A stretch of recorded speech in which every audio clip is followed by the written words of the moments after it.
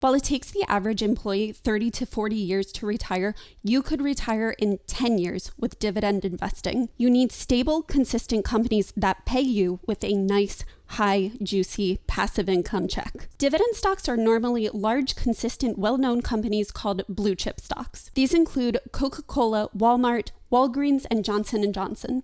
Now, some have increased and paid dividends for 25 or more years, known as dividend aristocrats, and some have paid 50 consecutive years of dividends and increased them, known as dividend kings. There are also dividend ETFs or exchange-traded funds that own several companies that pay dividends. If you don't know much about which dividend stocks to own, low-cost dividend ETFs may be a great option. To find the dividend yield or how much money the company will pay shareholders each year, simply go to yahoofinance.com. Some companies like REITs or real estate investment trusts, which are housing stocks, will pay a very high amount of money to shareholders. This yearly amount or percentage is known as the dividend yield. Normally, the higher the yield, the higher the risk. So we're looking for companies that have a stable and strong 2 to 4% dividend yield. When comparing dividend stocks, we're trying to look at how well the company is doing and not necessarily how high the yield is.